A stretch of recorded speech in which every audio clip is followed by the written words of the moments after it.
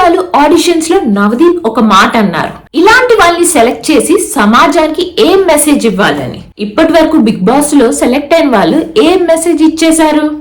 నేను ఇక్కడ ఎవరి నేమ్ యూజ్ చేయాలి అనుకోవట్లే, ఎందుకంటే అక్కడున్న ప్రతి ఒక్కరు ఫేమ్ కోసం కానీ మనీ కోసం కానీ వచ్చిన వాళ్ళే.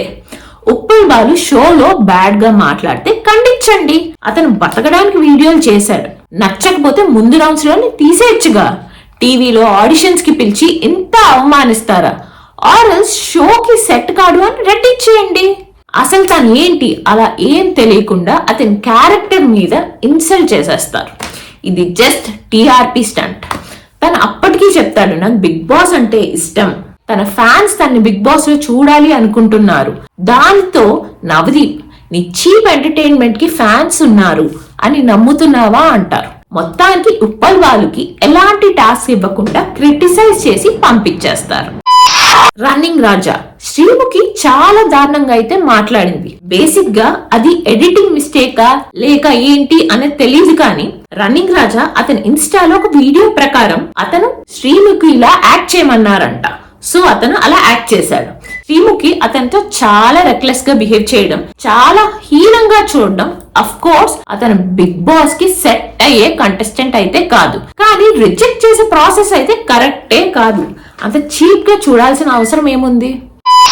ఇప్పటి వరకు కంటెస్టెంట్స్ మధ్య లవ్ స్టోరీ అయితే చూసాం. ఈసారి నుండి జడ్జ్ అండ్ కంటెస్టెంట్ మధ్య లవ్ స్టోరీ అయితే చూడబోతున్నాం. శాలిని రాగానే మంచి కాన్ఫిడెన్స్ తో మాట్లాడింది. ఫోన్ లో ఏం చూస్తావంటే అందరూ చూసేదే అంటది. తన presence of mind and sense of humour కూడా చాలా బాగుంది. నవదీప్ తన ఫోన్ చూస్తా అంటే సెల్ఫ్ రెస్పెక్ట్ అండ్ తన ప్రైవసీ మ్యాటర్స్ అని గట్టిగా కూర్చుంది. ఎక్కడా తన ఎనర్జీ అయితే డౌన్ కాలే. 60 minutes ఎపిసోడ్ లో 20 minutes స్క్రీన్ ప్లే తనే ఆక్యుపై చేసింది.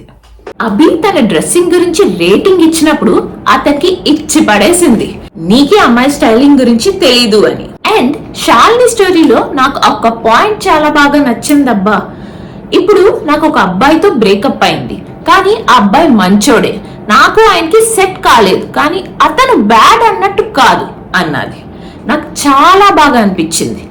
అంటే ఇప్పుడు మనం ఒకరితో బ్రేకప్ అవ్వగానే వాడు మంచోడు కాదు, ఇలా చేశాడు అలా చేశాడు, వాడిదే తప్పు అన్నట్టు బిహేవ్ చేస్తారు. కానీ ఇక్కడ అవతల వాళ్ళది తప్పు అంటే తప్పు అని అలా ఏమీ లేదే, ఇద్దరికి వైబ్ సెట్ కాలేదు అని చెప్పించుడు.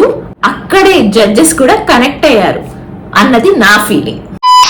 అభి శాంగర్ ఎవడి గుంటబచ్చ క్యాండిడేట్, ఫ్యాషన్ డిజైనర్ అంటాడు, సింగర్ అంటాడు, ఎంటర్ప్రెన్యూర్ అంటాడు, డాడీ బిజినెస్ చూసుకుంటా అంటాడు, నేను చాలా బిజీ అంటాడు, యోగా చేయమంటే మెడిటేషన్ చేస్తాడు, గర్ల్ ఫ్రెండ్ ని you don't match my standard because I'm hire అంటాడు.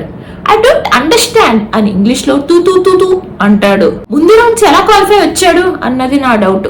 ఇతన్ని ఇక్కడి వరకు తీసుకువెళ్ళడం అన్నది అతనికి అగ్ని పరీక్షలా లేదు, చూసే మాకు అగ్ని పరీక్షలా ఉంది. Next contestant singer Jhansi. తన ఇంట్రడక్షన్ కి, ఇన్నోసెన్స్ కి, కాన్ఫిడెన్స్ కి ఇంప్రెస్ అయిన జడ్జెస్ ఇద్దరు గ్రీన్ ఫ్లాగ్ అయితే ఇచ్చేశారు. అభిజిత్ మాత్రం ఇంత ఇన్నోసెంట్ గా ఉంటే బీబీలో పనికి రారు, ఇంకా నీలో ఫైటింగ్ స్పిరిట్ పెరగాలి అంటూ పాజిటివ్ ఫీడ్బ్యాక్ తో రెడ్ అయితే ఇచ్చేశారు. తన స్టోరీ కూడా చాలా ఇన్స్పిరేషనల్, చాలా చక్కగా మాట్లాడింది. ఒక పక్క చదువుతూ వ్యవసాయం చేస్తూ ఇంకో పక్క సింగర్ గా ముందుకు వెళ్తుంది సింగర్ ఝాన్సీ. నెక్స్ట్ కంటెస్టెంట్ డెబ్రో డారెస్. చాలా కాన్ఫిడెంట్ గా స్టార్ట్ చేసింది. ఎప్పుడైతే లుక్స్ అన్నాదో అక్కడ నెగిటివ్ అనిపించేసింది. నామినేట్ చేయమంటే శ్రీముఖి గారి పేరే తెలియదు, అసలు తెలుగు బిగ్ బాస్ చూడనే లేదు, తెలుగులో మాట్లాడడమే రానప్పుడు ఇక్కడ ఎలా ముందుకు వెళ్తారనుకున్నారో నాకు అర్థం కావట్లేదు. Next candidate Mithilesh. I think perfect candidate for Bigg Boss. 22 years కే తనకున్న క్లారిటీకి, కాన్ఫిడెన్స్ కి, వే ఆఫ్ కమ్యూనికేషన్స్ కి ముగ్గురు జడ్జెస్ అయితే ఫిదా అయిపోయారు.